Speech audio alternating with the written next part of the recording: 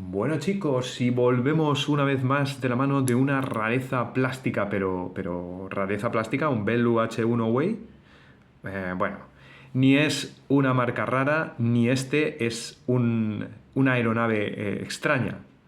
Este molinillo de viento, o aeronave, o helicóptero, o como queráis llamarlo, aerodino, lo que sea, este aparato es icónico por los cuatro costados.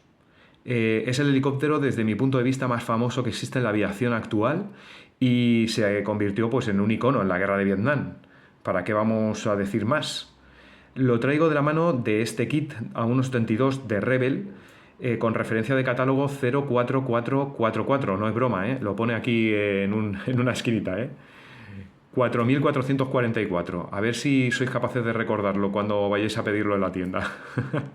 Pero bueno, fuera de bromas, os voy a hacer un vídeo hablando un poco de la historia de este helicóptero. Vamos a volver un poco a lo que es aquellos pilotos dignos de mención, porque no solo es importante la máquina, sino el alma que la pilota, el espíritu que le da vida, que no es otro más que el hombre. Y también hablaremos de un par de casos pintorescos, de pilotos pintorescos o importantes de este helicóptero, ¿no? Espero contaros cosas que no sepáis de esta aeronave y espero no aburriros, como siempre. Bueno, vamos a dejar aquí apartado nuestro helicóptero, que lo desgajaremos en un unboxing, un vídeo posterior, y nos vamos a poner a hablar un poquito de esto que estáis viendo aquí. Este es el prototipo. Y como ya estáis viendo, una cosita rara es que en un costado lleva pintado XH40. Y es que así despegó el Bell UH-1 que nosotros conocemos en 1955. De este helicóptero, ¿qué se podría decir? Pues que se fabricaron más de 16.000 por Bell Trexton. La versión más producida fue la UH-1H. 6.000 de ellos fueron empleados en Vietnam, donde se ganó la fama que hoy tiene, pero también a un alto coste, porque se perdieron 2.500 aeronaves de este aparato. Bueno, ¿cuál fue la génesis un poco de este helicóptero? Pues en 1955 el US Army abre un concurso para un nuevo helicóptero de evacuación médica, de Medevac, en sus siglas en inglés, ¿no? Bell confió en la nueva tecnología de motores turboeje, que es lo que va a hacer a este producto de Bell extraordinario en los de su clase y le va a hacer ganar este concurso, ¿no? Estos motores pues ofrecían una mayor potencia, pesaban menos que los motores radiales. Antes los helicópteros montaban motores radiales pues como los que podía montar un DC-3, básicamente, seguro que conocéis ese aparato. Pues ese mismo motor lo montaban en el morro, en ciertas zonas, como podían, lo metían, y eso ofrecía un gran peso y además una gran complicación a la hora de mantenerlos, con lo cual estos motores eran más fáciles de mantener, los motores turboeje, y tenían más espacio para la estiba. El cambio fue brutal de estos motores radiales a los motores turboeje. El primer helicóptero con motor turboeje pues fue esto que estáis viendo aquí. Esto sí que es un molinillo de verdad. Este es el Kaman K225, que nació con un motor también radial y que incorporaba pues, muchísimas innovaciones, como por ejemplo aquí estáis viendo otra innovación que ahora con los helicópteros rusos se convirtió en algo habitual, que son las hélices que van pasando, están sincronizadas y no es necesario rotor con este ingenio, ¿no? Dos hélices, cada una virando hacia un lado y la otra hacia el otro, y se entrecruzan, pero no llegan nunca a impactar entre ellas, obviamente, porque si no, imagínate. Este cacharrito voló en 1951, convirtiéndose en el primer helicóptero turboeje. Era un helicóptero obviamente experimental. Como veis, pues para ser el primero, el pionero, pues no es muy agraciado que digamos. Pero bueno, Bell en 1953 se le ocurre montar un motor turboeje a uno de sus productos más exitosos de la época, el Bell 47, que es un helicóptero que tiene una gran burbuja en la parte frontal, ¿no? Muy conocido, de la guerra de Corea. El helicóptero de la serie MAS, ¿no? Pero pese a que los estadounidenses sacaron el primer helicóptero, esta preciosidad, el Kaman K225, no fueron los estadounidenses los primeros que pusieron en operación un helicóptero un helicóptero, como sí que dice en la Wikipedia. El primer helicóptero operacional fue este que estáis viendo aquí, es un producto francés, es el primer helicóptero turboeje, como decíamos, el Alouette 2, que tuvo un desarrollo rápido, porque este helicóptero ya había volado también con un motor radial, se le acopla un motor turboeje y en 1957 entra en servicio. Y en 1955 vuela por primera vez. Justo el año en el que vuela por primera vez este aparato, el XH-40, como se le conoció por primera vez, al UH-1 Way. Tenía más potencia, permitía más peso de carga, se ensanchó el fuselaje para albergar cómodamente a la gente en camillas. Y si lo veis, otra característica también muy curiosa del XH-40 es que el patín, la distancia entre el fuselaje y el suelo es muy corta, ¿no? El patín era muy, muy bajo, ¿no? Esto permitía pues, el colocar a los enfermos sin necesidad de necesitar ningún tipo de equipo. Gana la competición de calle y se ordena la fabricación de la primera versión, que es esta que veis aquí, que ya con respecto al prototipo estáis viendo que está ligeramente más alargado. Se alarga un poquito el fuselaje, cosa que va a ser una tónica habitual en este aparato. Este helicóptero no es el UH-1A. Bueno, sí que lo sería posteriormente, pero nace como HU-1A. ¿Y por qué esto es importante, esta designación HU-1A? Pues porque es lo que le daría el nombre de Hiwi, de Huey. Porque si leemos las letras HU y el 1 como si fueran una I en vez de un 1, en inglés nos sale la palabra Hiwi, que fue por el sobrenombre de los muchos que tuvo esta aeronave, por la que fue conocida en el mundo y por el que es conocido hoy en día, el Huey. Entra en servicio en el año 1969-1960 en su versión HU-1A, que posteriormente en 1962 sería reclasificado como UH-1A. Era un helicóptero utilitario, pero desde el principio Bell pensó en crear con él un transporte de tropas y de equipo, y en esto es en lo que se va a convertir, ¿no? Bueno, el nombre del helicóptero en cuestión fue el que le dio la fábrica y el ejército, fue el de Iroquois, ¿no? Como el grupo indígena estadounidense de los indios americanos Iroquois, ¿no? Pero bueno, también se le conoció de mil maneras. Se le conoció como Slick, traducido del inglés como liso, porque llevaba dos M60 a los lados, no llevaba nada más. Como Og o Frog, que son las versiones artilladas. O como lo conocían los soldados que se metían en su interior como el agujero del infierno. ¿Por qué? Porque abrían esas compuertas del lateral, se metían dentro y iban directamente al infierno en la guerra de Vietnam. Ya os podéis imaginar, ¿no? En 1962 este helicóptero va a llegar a Vietnam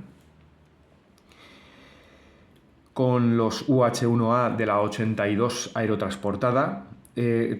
Entran en su destacamento médico, pero claro, en 1962 la guerra de Vietnam todavía está empezando. Pero ya en ese contexto y en el mismo año se empieza ya a artillar a estas unidades para proteger a los transportes H-21 Shawnee y los H-31 Choctaw, dos helicópteros de transporte de personal, uno de ellos con dos rotores, el H-21 Shawnee, muy curioso, la banana voladora prácticamente, se le llamó así, y cuando lo veáis por ahí, ahora mismo no, cuando termine el vídeo lo veis, googleáis un poco y lo encontráis, y os va a llamar mucho la atención este helicóptero. Pues bueno, estos dos helicópteros, el H-21 y el H-34, serían sustituidos paulatinamente por el UH-1. Bueno, del UH-1A pasamos al UH-1B, que aquí veis en su versión española, porque España adquirió este helicóptero, operó desde 1966 en la base de Colmenar Viejo, Madrid, creo que lo retiró en el año 92. Bueno, la nueva versión tenía una planta motriz Lycoming T53 que pasa de los 860 caballos unitarios que tenía el UH-1A a 960, o sea, 100 caballos más le habían sacado en esta nueva versión del motor, la Lycoming T53, que propuso a estas versiones de UH-1. El fuselaje se alargó un poquito más, 0,80 metros, dando posibilidad de embarcar a 7 infantes. Ya estáis viendo que la evacuación de enfermos ya no está siendo su principal misión. Lleva unas palas nuevas, más anchas y largas para aprovechar la potencia extra del Lycoming T53.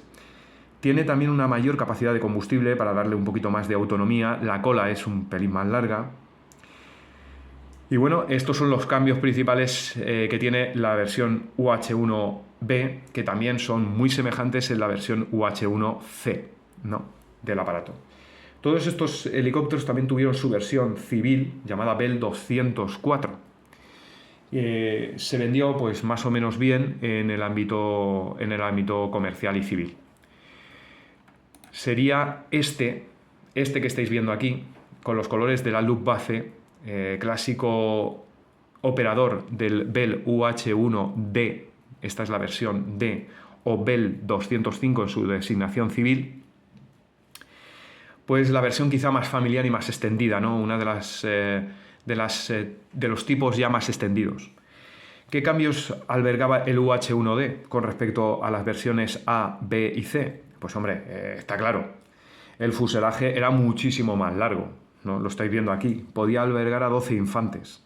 Aparece en el año 63, e incorpora una turbina revisada, también la Lycoming T53, pero en este caso en su versión L11, con más potencia, ¿no?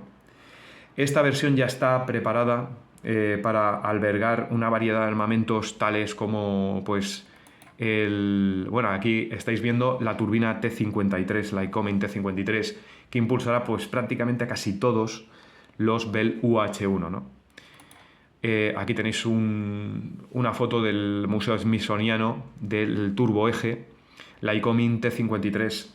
En este caso es un L13, pero bueno, básicamente las diferencias son mínimas y os podéis hacer una idea, también viendo un poco dónde va albergada en ese cofre del motor.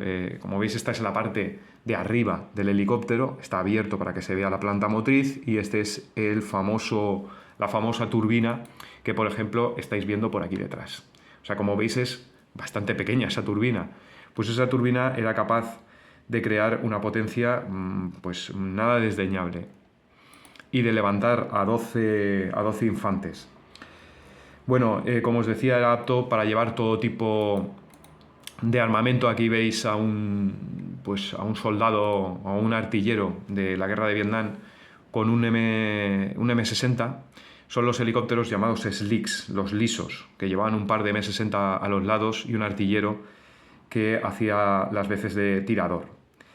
Pero también podía llevar cañones minigum, podía llevar, aquí tenéis un M60, podía llevar también lanzacohetes laterales, M60 también acoplados, aquí lo estáis viendo, acoplados en la misma extensión para los lanzacohetes. En fin, multitud de armamento que iba desde lanzadores de 7 cohetes a 19 unidades. Los cohetes eran de 70 milímetros, ya os podéis imaginar que la potencia de fuego de estos helicópteros pues, aumenta muchísimo de esa forma.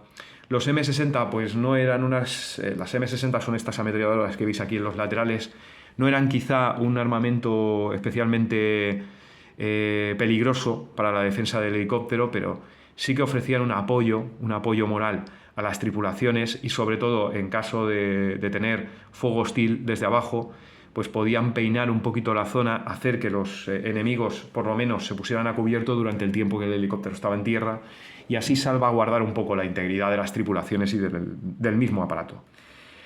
Así fue como se militarizó el Bell 205, esta versión alargada, que tendría otro epítome más en este que estáis viendo aquí, en su día final, en su operación final con las Fuerzas Armadas españolas, las FAMET, las Fuerzas Aeromóviles del Ejército de Tierra.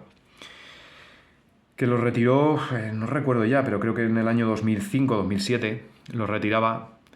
Y aquí veis la versión UH-1H, la versión pues, más fabricada, entra en servicio en 1967, lleva la enésima repotenciación del sufrido Lycoming T53 que hemos visto, esta vez en su versión L13. Tiene cambios menores, como por ejemplo los Tubot, los Pitot, que sirven para pues, sondear pues, cosas como la velocidad del aire, la velocidad del aparato. Pasaron del morro al techo porque evitaban golpes. Si se les daba golpes, estos fallaban. Entonces se le puso en una zona donde era más difícil que sufrieran este tipo de golpes, ¿no? Y bueno, este helicóptero pues es la versión más producida. No recuerdo cuántos, pero creo que más adelante creo que sí que lo veremos cuando hablemos de Vietnam. Es la versión más producida de la unidad del Bell UH-1. Y de hecho es el que está pues, en la mayoría de países operativo.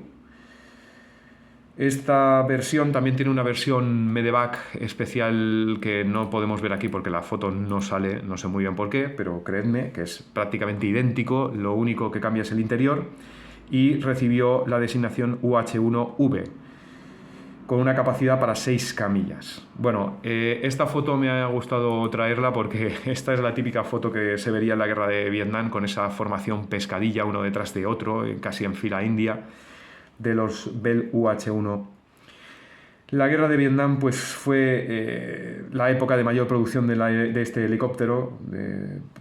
Imaginaos, la mayor producción fue desde 1964 a 1975 y fue estos años en los que la implicación estadounidense fue mayor, ¿no?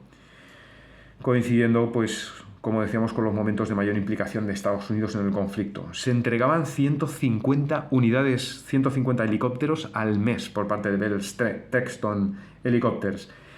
Lo curioso de Bell Texton Helicopters es que muchos políticos estadounidenses de la época que tenían que decidir sobre la guerra de Vietnam tenían acciones en esta compañía. Y bueno, y esto hacía sospechar a algunos pilotos estadounidenses del posible conflicto de intereses que tenían estos políticos de cara a cortar o no a la guerra y su implicación. Básicamente, si la guerra se sostenía de la forma que se estaba sosteniendo y se prorrogaba en el tiempo, esta gente ganaba dinero.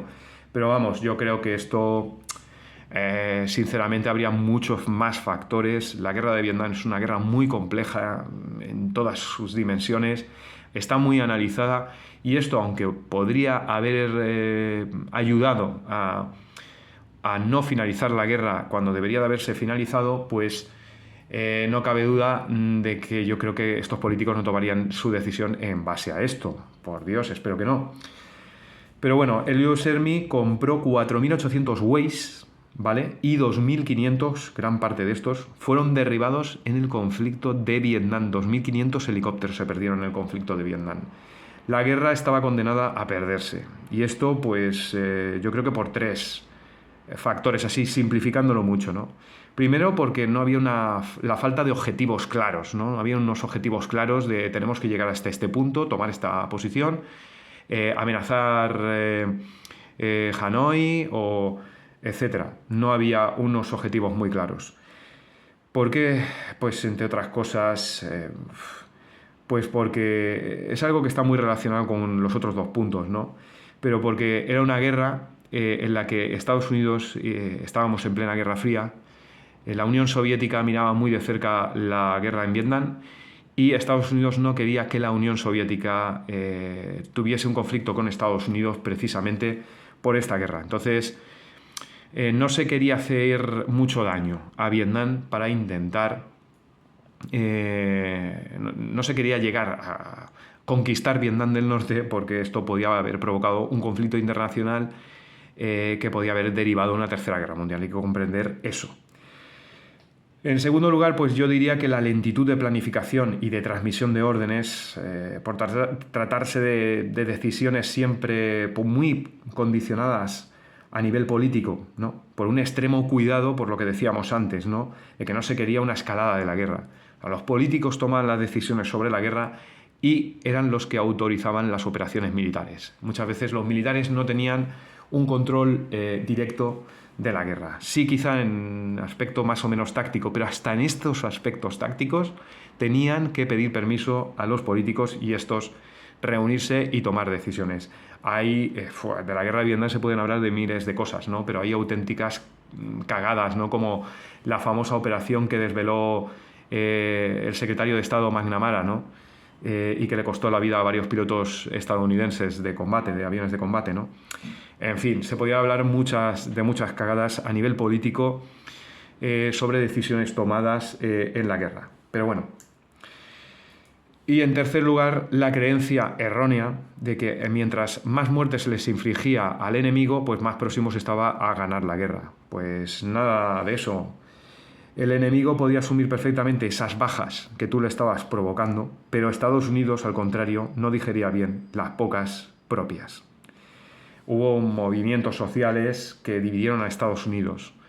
Y esto, pues, bueno, cualquiera que le guste esta época de Vietnam, pues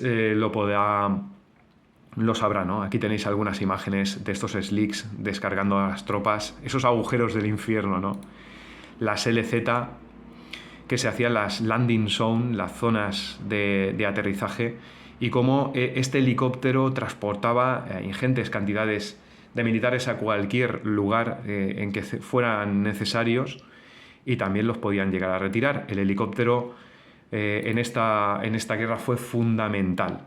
Las fuerzas aeromóviles prácticamente se generaron en la guerra de Argelia y en este conflicto en Vietnam fueron explotados al máximo, y hoy en día también es algo fundamental de la guerra aeromóvil y el transporte de personal aerotransportado mediante helicópteros, ¿no? Y esos helicópteros artillados que se dedicaban también, por un lado, a proteger a sus amigos o a sus hermanos de las versiones más anchas. Este será un UH-1C casi con total seguridad. Se dedicaban a proteger a las versiones que eran un poquito más anchas, para transporte de infantes bastante más grandes, y que iban cargados de tropas. Y os fijáis aquí que lleva pues 4, 5, 6, 7 tubos de 70 milímetros, y aquí veis el nacimiento. Aquí en muchas versiones aparecería un cono, y ese cono montaba un minigun, un cañón rotativo tipo Gatling, que también tenía una gran carencia de fuego y podía sembrar la zona a la que apuntase de balas, creando pues una zona en la que el enemigo se tenía que cubrir y dejar de disparar a los helicópteros más débiles o menos protegidos que estaban desembarcando tropas. Este, como veis, también lleva adelante una pequeña bola que también incluye un minigun. Va bastante artillado este helicóptero, ¿eh? Aquí vemos pues una versión del mismo aparato. Lo que podía haber sido, esto es un escuadrón inmemorial que tienen que hay en Estados Unidos, que tiene un UH-1C o D, y C, y un UH-1H, un par de helicópteros UH-1H, ¿no? Esto es lo que podría ser pues una formación de Vietnam perfectamente, ¿no? Veis aquí ese cono del que os hablaba, con el minigun, el cañón Gatling, apuntando hacia abajo, los cañones de 20 milímetros, las antenas en esos pivotes con el pitot, y aquí veis un H cargado de tropas y un UH-1V de transporte, de evacuación médica. Aquí vemos otra imagen, esta ya sí que es real, de una landing zone donde dos helicópteros van a proceder a aterrizar, y aquí vemos a un slick, a un liso con sus dos M60 y con la mano del tirador de M60 ahí preparado para batir la landing zone, ¿no? Y bueno, os he traído a nuestro primer protagonista porque, como ya sabéis, las aeronaves en sí son máquinas, pero son los hombres que las pilotan, ese factor humano, el que de verdad hace maravillas con ellos. Y quería tocar aquí la vida del piloto capitán Scott Alwyn. Si queréis buscarlo, pues lo tendréis como Scott, ya todos sabéis cómo se escribe. Estamos en una sociedad donde el mundo inglés nos ha invadido completamente. El apellido se escribe como A-L-W-I-N. Scott Alwyn nació en Wisconsin y este hombre pues completó 5 tours completos en Vietnam. Esto es, señores, 5 años completos en combate. No es cualquier cosa. Desde 1967 hasta 1972, este hombre fue piloto de helicópteros, un conflicto que, como ya hemos dicho antes, pues supuso el que se perdían 2.500 helicópteros como el que él pilotaba y supuso la muerte de 2.200 tripulantes de helicóptero, que se dice pronto reengancharse 5 veces, ¿no? Sobrevivió a la guerra y se convirtió en el militar estadounidense que pasó más tiempo en combate. O sea, daros cuenta, porque volar sobre Vietnam debería de ser algo bastante estresante, pues este hombre vivió en ese estrés durante 5 años de su vida. Bueno, sobrevivió a la guerra, pero lo curioso es que murió en un accidente de tráfico en el que fue embestido por un conductor ebrio cuando había vuelto a casa un año después de que acabase el conflicto, un año después de que Estados Unidos se retirase del conflicto de Vietnam en 1976. La verdad es que fue una pena. Hoy podríamos haber tenido muchísimas experiencias, nos habría hablado bastante de la guerra de Vietnam. Vete tú a saber, lo mismo hubiera sido crítico con la guerra de Vietnam. Él era una voz autorizada de calle para hablar sobre esta guerra. Aquí lo vemos posando junto a su fiel aeronave que le trajo tantas veces de vuelta a casa, y con ese cincho con balas típico de los cowboys, al más puro estilo cowboy estadounidense, ¿no? Ahí con el revólver, que me imagino que será lo que lleve ahí, pero bueno, y con el cuchillo de supervivencia. Bueno, yo creo que me hubiera gustado, hubiera sido bonito que este hombre hubiera seguido, porque seguramente hubiéramos tenido un piloto excepcional, porque volver vivo después de 5 años, ¡pua! Madre mía, debía de ser bueno este tío. Bueno, y vámonos ya al epílogo. El epílogo, el UH-1N, el modelo N o llamado Twin Way. Y es que ya estáis viendo aquí una enorme diferencia con respecto a las versiones anteriores, a la H. Y también otra, aquí en el morro, ¿no? Bueno, Twin de gemelos. Twin es la voz en inglés de la palabra gemelos. ¿Y por qué? Pues porque portaba 2 motores, en este caso ya no es el Lycoming T53, sino el Pratt & Whitney T400, que le conferían 1.800 caballos y mucha más seguridad ante fallos de un motor. Esto le venía muy bien al US Marine Corps, que es especialmente uno de los que más lo operó, que estaba interesado en ello porque, claro, en las operaciones sobre el mar, si te quedas sin un motor, siempre viene bien tener un segundo motor, ¿no?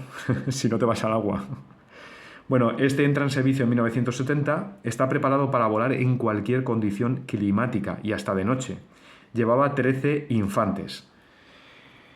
Bueno, aquí estáis viendo su principal diferencia, lo que estábamos diciendo. Aquí tenéis una versión C en la parte superior con un único motor turboeje, Lycoming T53, y aquí tenéis las 2 salidas de los 2 Pratt & Whitney T400 de un UH-1N, en este caso del Marine Corps. La principal diferencia.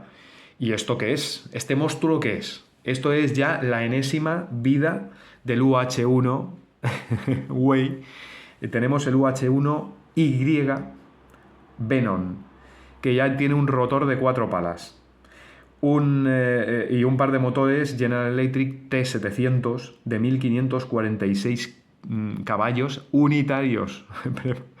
Atención, 1.546 caballos unitarios. Está pensado y actualizado para prestar servicio durante 3 décadas más. O sea, vete tú a saber esto cuándo lo van a retirar.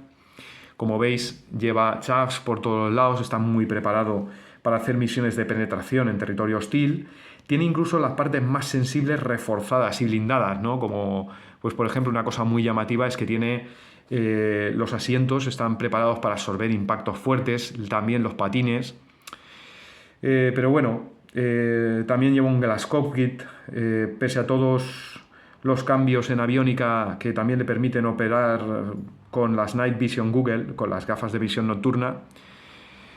Sigue siendo en esencia uno de nuestros viejos Waze, ¿no? Con ese morro del UH-1N y con la corla, con el rotor al otro lado, porque esto es muy importante. Las versiones N, a partir de las versiones N, el rotor también va a cambiar de posición, se va al otro lado. Como veis aquí, está en el lado de, esto sería estribor, en el lado de estribor. No, perdón, en el lado de babor. En las versiones primigenias estaban en el de estribor. Y bueno, el epílogo, como veis, del UH-1, que yo ya no sé si tendrá otra vida más, o lo convertirán en un dron o lo que sea, ¿no? Un dron de transporte de tropas. Yo qué sé, vete tú a saber. Pero bueno, todavía hay alguna cosilla más, y es que el viejo UH-1H todavía sigue operando en la Fuerza Aérea de los Estados Unidos. Aquí lo tenéis. Los viejos rockeros nunca mueren, ¿no? Esto es realmente un TUH-1H de entrenamiento de la USAF. La USAF utiliza unos 40 unidades de este estilo en el 23 Escuadrón de Entrenamiento de Vuelo en Fort Rucker, Alabama. Están actualizados con la aviónica del UH-1N, ¿no? Pero tienen todavía el motor Lycoming T53L13 de los UH-1H. Aquí veis pues a una cadete, me imagino, que está operando el helicóptero con el glass cockpit. Fijaos cómo ha cambiado el interior del UH-1.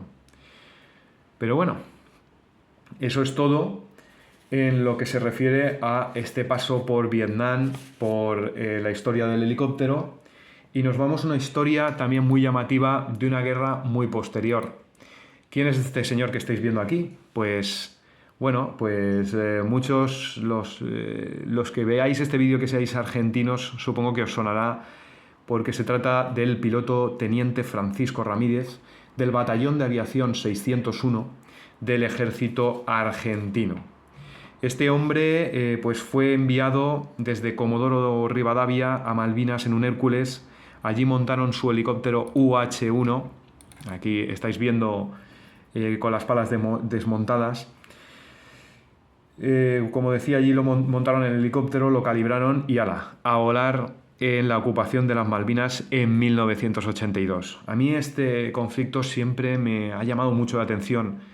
En primer lugar, por todas las historias que se contaron, por también el nivel de caballerosidad que llegó a haber entre los tripulantes, especialmente de la Fuerza Aérea Argentina y de la Royal Navy, los dos que se batieron el cobre allí, Steve Morgan, etc.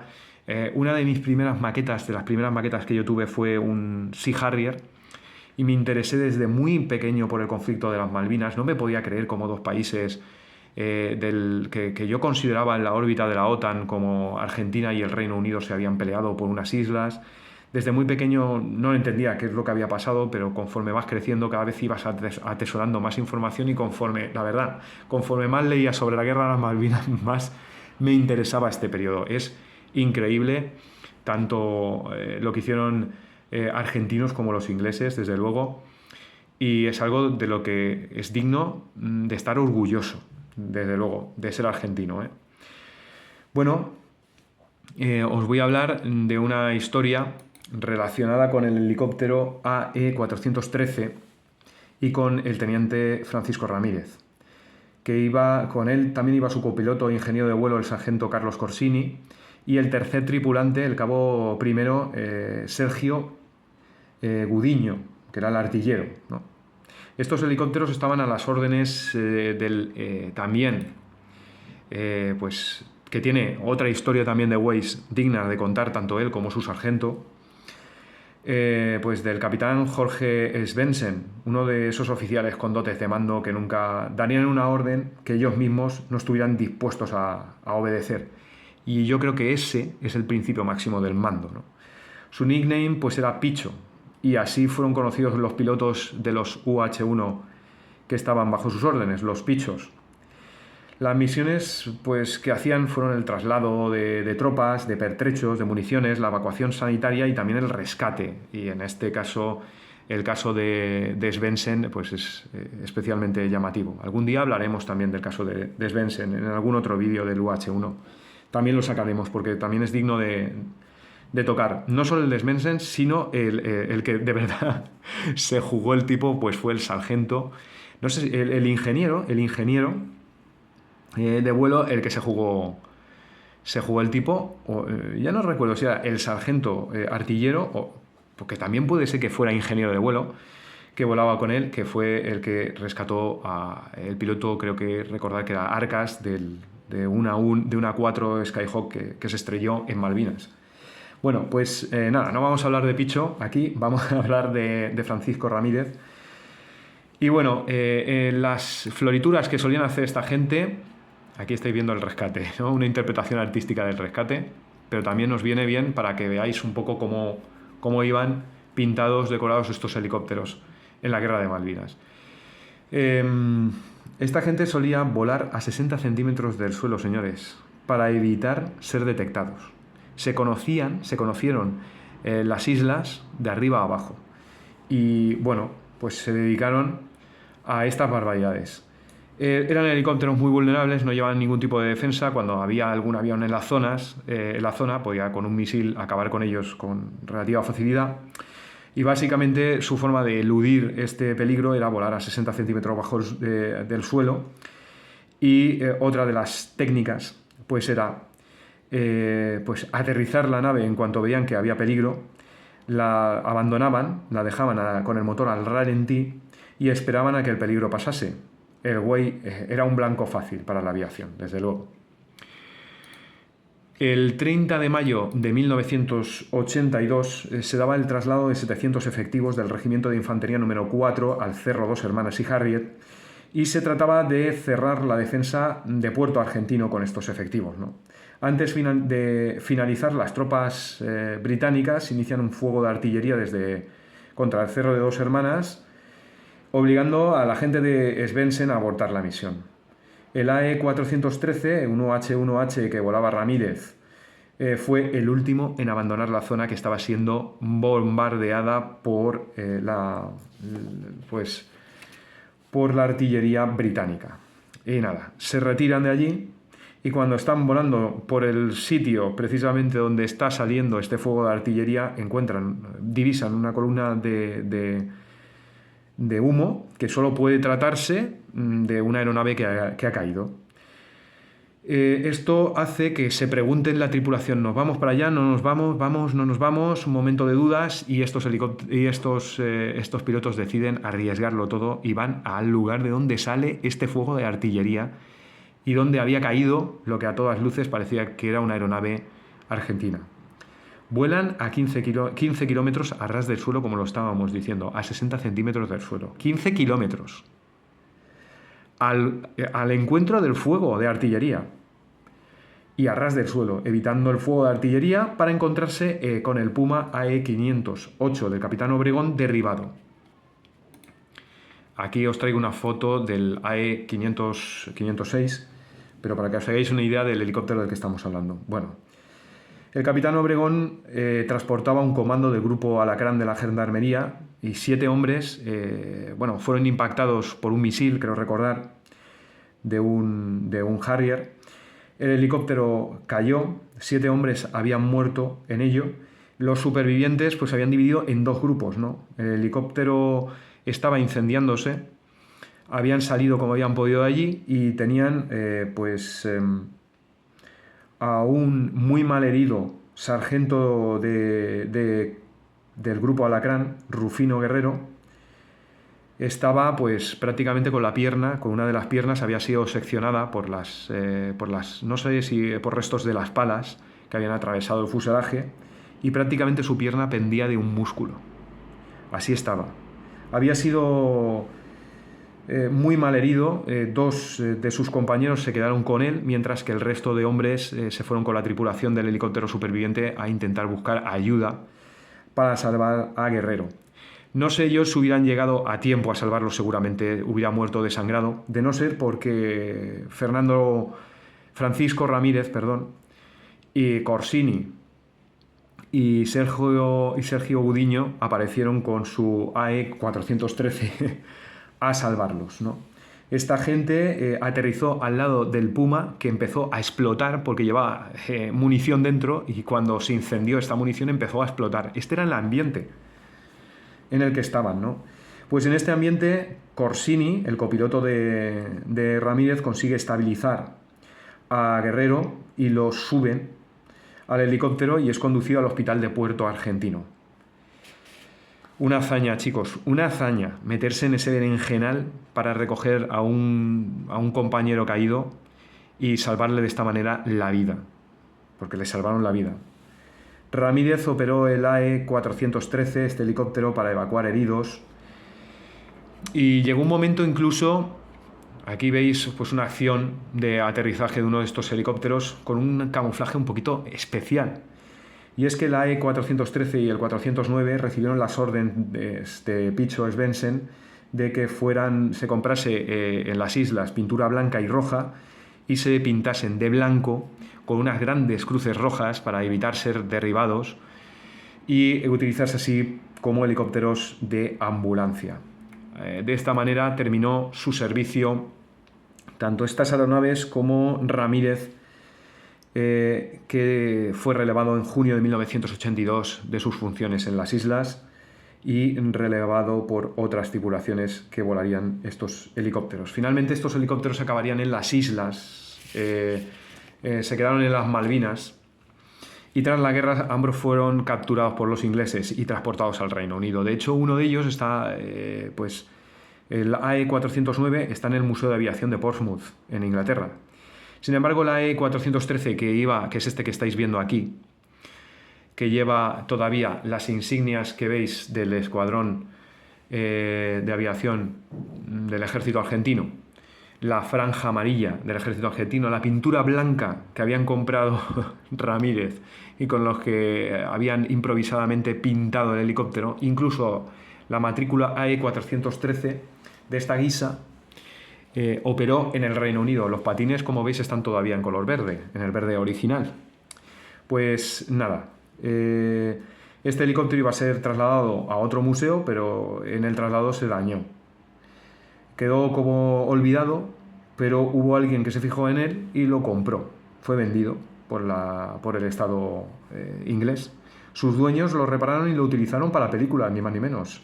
Entre otras cosas, salió en películas de James Bond en el año 1987, en el Kingsman, el Servicio Secreto, en el año 2014, Atentado a París en el año 2016, y lo curioso es que fue restaurado con su matrícula original y hasta con la insignia del escuadrón.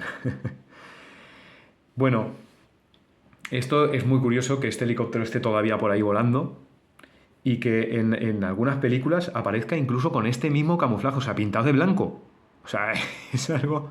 Ni siquiera se molestaron en cambiarle el color. Pero bueno, ahí está, televisivo. ¿Y qué es esto que estáis viendo aquí? ¿Quiénes son estas dos personas? Pues bueno, ya os hablaré de esto. Ramírez, lo curioso, es que siguió su vida operativa en el ejército y entabló amistad con un militar inglés. Bueno, antes que hablaros de esto,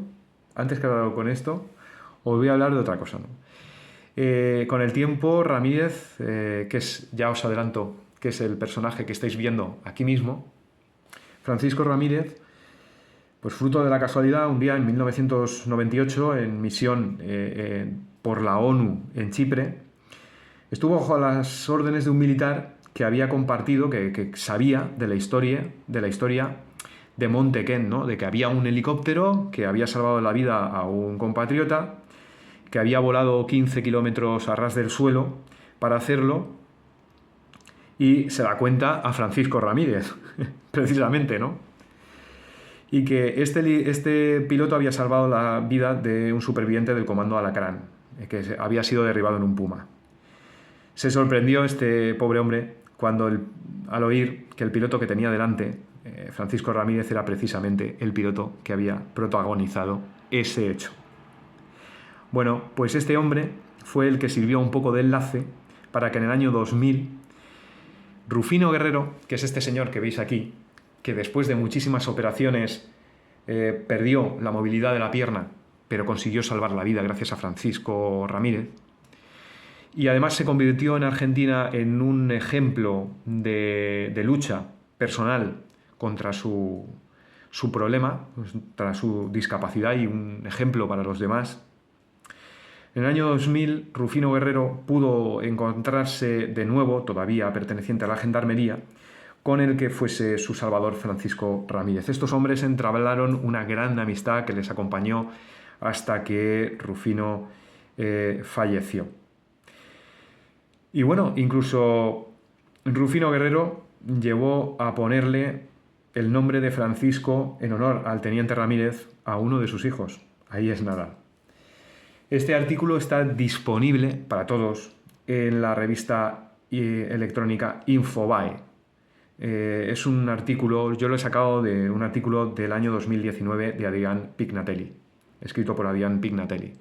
Muy curiosa la historia desde luego del güey televisivo, ¿no? Que salió en varias películas, pero especialmente importante me parece a mí la historia de Francisco Ramírez, de Rufino Guerrero, de Malvinas en general, de Malvinas, del conflicto de Malvinas.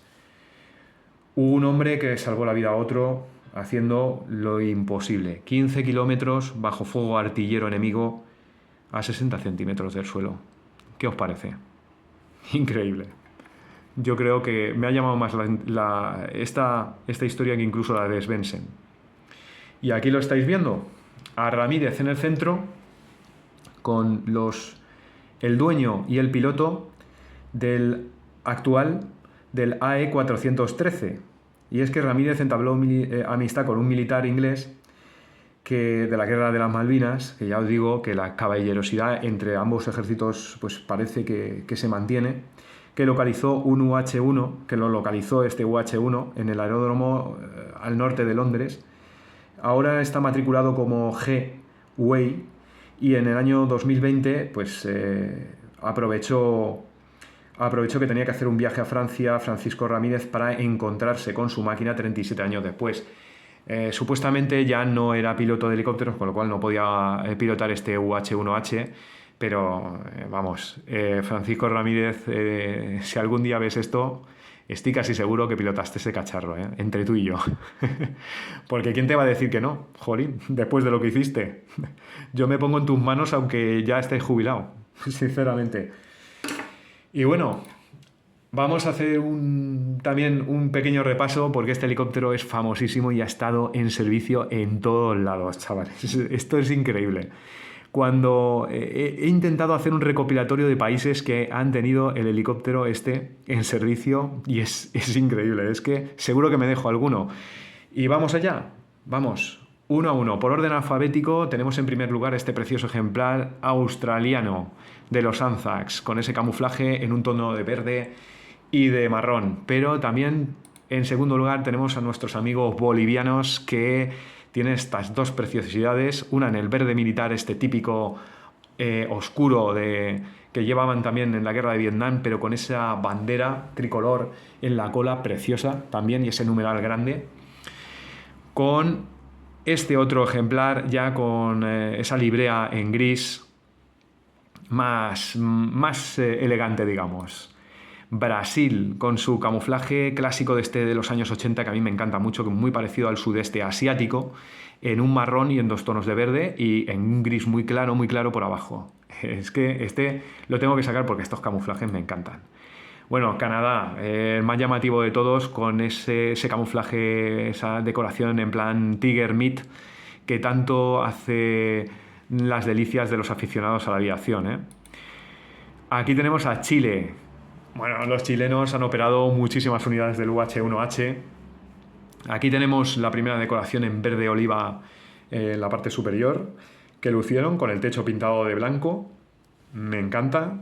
Pero la que más me gusta es la que tenéis en el medio, en esos dos tonos de verde, que muy parecido al inglés, y además bien cargadito de armas. La imagen que tenéis abajo no tiene desperdicio porque estos helicópteros han servido en la ONU y de hecho creo que hay alguno que está conservado hoy en día, está expuesto con este camuflaje de la ONU.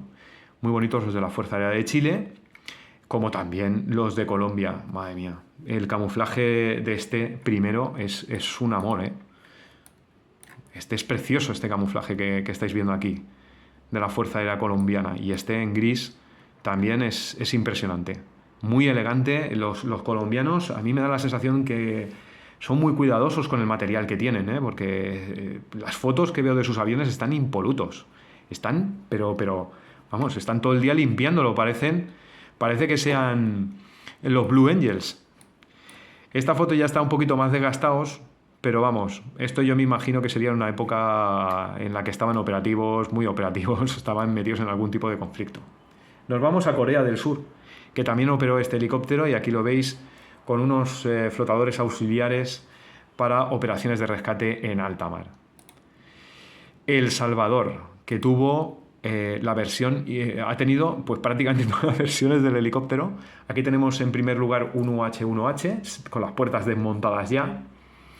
Un UH-1, ya no sé si es BC, una versión corta, con un pues muy llamativo y muy bonito camuflaje en en 3 tonos de verde y un tono de marrón. Desde luego también es digno este camuflaje de hacer, es muy bonito.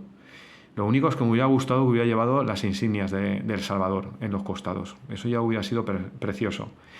Y luego aquí tenéis un Twin, creo que es un Twin, bueno, tiene 4 palas. Pues a lo mejor está equipado con el General Electric T700 y es un Venom. Hostia, madre mía, no sé si es un Venom o un Twin Wing.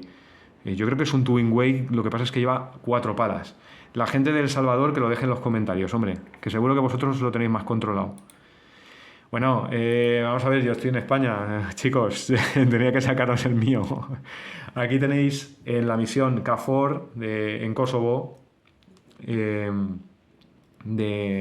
nuestro UH-1 de las FAMED. Aquí tenéis a un operador con el minigun, una preciosa foto también. Este helicóptero yo lo veía, yo vivo en Valencia y aquí era habitual que pasasen estos helicópteros de las FAMED por encima de mi casa de Torrente y era un espectáculo oír ese pop, pop, pop, pop, pop, pop, pop, pop, que hace con las palas. Es que lo oías desde lejos, ya sabías que venía un güey, te salías corriendo a la terraza para ver si lo veías y al cabo de un buen rato veías ahí el helicóptero verdecito, varios helicópteros volar, era impresionante. Aquí en España fue sustituido entre otras aeronaves por el Super Puma y es una pena porque ese ruido, coincidís conmigo, que es mágico. Y bueno, aquí tenéis el servicio aéreo de rescate que también lo tuvo en servicio, ¿no? Filipinas. Aquí veis a unos comandos filipinos en pleno salto de un güey, como si estuvieran en la propia guerra de Vietnam, con ese güey en color verde y con las insignias de Philippine Air Force en baja visibilidad en negro. Grecia también operó el UH-1, también con ese color en verde. ¿Veis? Como es lo que os decía de los colombianos. Fijaos qué hechos polvo están los griegos, que supongo que estarán bien los helicópteros griegos, mecánicamente, pero desde luego una limpiadita no vendría mal. Y otros que también los tienen bien mantenidos, Guatemala. Guatemala, aquí tenemos un ejemplar con un camuflaje muy curioso. Me gusta mucho esa escarapela guatemalteca. Quizá lo que no me gusta es que aquí está en baja visibilidad, pero esta es otra versión como para hacer, con las superficies verdes y las superficies medias e inferiores en gris. Me encanta. ¿No ves? A mí me gusta más que lo hubiera llevado con esta escarapela en azul.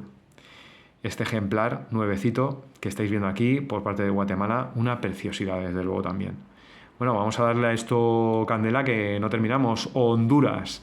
Este me ha gustado traerlo también porque estáis viendo otra acepción que tiene. Esto es una cesta para recoger agua y es habitual que estos helicópteros, con la potencia que tienen, que puedan llevar una cantidad de agua en estas cestas y contribuir a la extinción de incendios, ¿no? Muchos civiles se han utilizado para eso. Aquí vemos unos comandos de las fuerzas del ejército guatemalteco ocupando un costado como si nada, como si fueran nada, en un Land Rover, en un UH1. Vete tú a saber a la altura que estarían del suelo. Aquí os traigo uno de los que a mí más me gusta y alguno haré de maqueta italiano. Italia tuvo los Bell 205, bueno, los Augusta Bell 205, pues los fabricaron bajo licencia en Augusta Bell, hoy Leonardo, y pues este camuflaje a mí me encanta, no sé por qué. Ese camuflaje europeo, típico Europa, con las letras Exército en la puerta, así como rectas. O sea, ¿no? La S es como si fuera un montón de escalones, como si lo hubieran hecho con cinta de pintor, lo hubieran pegado. Pero me encanta, no sé por qué, pero me gusta este camuflaje, este primero que estáis viendo aquí. No sé, ¿qué tal? ¿A vosotros os gusta? Esto es Giovanni Augusta, creador de la empresa que luego fabricó los Augusta Bell. Y hoy en día fabrica para Westland con el grupo Leonardo. Una fábrica que estáis viendo aquí arriba. Esta es la fábrica que tal cual fue inaugurada como Construcciones Aeronáuticas Giovanni Augusta. Y aquí lo veis ya el Leonardo, fabricando pues los helicópteros estos de Westland. Japón, otro usuario y fabricante del UH-1 por Fuji, por la empresa Fuji. También es un camuflaje bonito, Asawa. Tiene un kit todavía por ahí muy viejo del UH-1 con este camuflaje. El día que me haga con él lo pintaré así, lo pintaré japonés. México, a México me ha costado conseguir fotos. No sé, los mexicanos con la producción que tenéis en internet tan bestial de todo en YouTube, ¿cómo narices no tenéis una buena página del Way? He tenido que coger este ejemplar que está expuesto, que es una versión presidencial, el que veis ahí arriba, con ese rayo como si fuera un avión comercial. Y luego tenéis en la versión de abajo de la Fuerza Aérea también mexicana, con el color verde oliva oscuro clásico. Nueva Zelanda nos da pues estos dos ejemplares en gris baja visibilidad, también muy bien cuidadito, y abajo pues tenemos un ejemplar con la pintura típica también de Nueva Zelanda en 3 tonos, ya no recuerdo si era 3 tonos o 2 tonos de verde, que estáis viendo en este ejemplar de aquí abajo. Otro camuflaje también muy bonito, el neozelandés. Panamá también ha tenido estos helicópteros. En este caso aquí tenemos Servicio Nacional Aeronaval, los dos expuestos hoy en día. Yo creo que ya no les queda, no sé si les quedará alguno activo. Insignias, escarapelas de baja visibilidad y un camuflaje desde luego en un gris y un verde muy bonito desde luego. Este ya no me gusta tanto, este verde grisáceo no me hace tanto ya, pero también he querido traerlo para que veáis diferentes decoraciones panameñas. Paraguay ha recibido, creo que de la mano, ya no sé si de Tailandia, no sé de qué país, pero ha recibido helicópteros UH-1 y aquí vemos la entrega de, o sería, no sé si es Tailandia o Corea del Sur, creo que es Tailandia, la entrega de los helicópteros, la ceremonia de entrega de helicópteros a Paraguay, con esa escarapela también tan llamativa que llevan estos ejemplares en servicio en Paraguay. La República Dominicana también ha sido usuaria del UH-1. Bueno, aquí sobran las palabras porque estamos viendo que la República Dominicana, porque vamos, la bandera yo creo que es más grande casi que el helicóptero, y una llamativa versión en grises, de la que he querido traer una foto más de detalle. Me ha sido muy difícil, tengo poco tiempo, chicos, para hacer estos vídeos y no la he podido hacer, pero desde luego es una pasada esa versión, también con esa decoración en tonos grises que tiene la República Dominicana. Macedonia del Sur adquirió algunos aparatos también UH-1H, siendo pues uno de los pocos, junto con Georgia, que también lo tiene pero no he puesto foto, operadores de este helicóptero en la zona de los Balcanes. Suecia, lo he traído porque me encanta. La decoración está así en este camuflaje tan astillado, peculiar de los suecos, muy típico en los aviones como el Saab Viggen, por ejemplo, ¿no? Lo que pasa es que Suecia tuvo la versión corta del helicóptero, la versión C del helicóptero o B de esta aeronave. Es que por fuera el C y el B es muy difícil de distinguir. Tailandia También, evidentemente, tuvo este helicóptero. Tailandia me ha gustado mucho los camuflajes que utilizan, fijaos, porque es un camuflaje gris muy, muy bonito, el que tiene este ejemplar que estáis viendo aquí, en 3 tonos de grises, y el tono casi blanco de las superficies inferiores, y con las insignias en color, aunque son pequeñas, pero en color. Luego aquí tenemos la decoración anterior, que es la decoración en 2 verdes y en marrón, típico camuflaje del sudeste asiático. Aquí tenéis otra foto más de detalle, en este caso con pues con ese armamento slick, si podemos decir, ¿no? Con 2 disparadores de M60 a los costados. Aquí hay un detalle también, es el tubo pitot, lo estáis viendo en la parte aquí de arriba. Este es el tubo pitot, que le permite al UH-1 saber a qué velocidad va y a qué velocidad va el viento. ¡Ay, que nos pasamos! Turquía. Bueno, es que ya sabéis que a mí me gustan mucho los camuflajes con 2 marrones, con un marrón y 2 verdes. Así que Turquía, que lo gasta mucho también, tenía que estar aquí y me encantan estos camuflajes. Ya lo sabéis, otro para hacer, ¿eh? Joder, me voy a tener que comprar muchos Waze para hacer varios. Uruguay, con ese llamativa insignia nacional, luciendo en la cola. Tenemos una versión en verdes, pero a mí el que me gusta es este, con el camuflaje en un verde y un gris y pintado de un color blanco por abajo. Muy bonito, desde luego, este UH-1 de Uruguay con esta zona de aquí, esto que le han puesto para poder meter pues yo me imagino, subir ese escalón, subir más fácilmente a infantes o llevarlos incluso montados así. Y cerramos el vídeo, señores, con Vietnam. Vietnam, obviamente, utilizó el UH-1. Son muy famosas las imágenes de los UH-1 aterrizando sobre la cubierta del portaaviones USS Midway cuando la caída de Saigón, y algunos de ellos siendo arrojados por la borda. Bueno, aquí lo tenéis.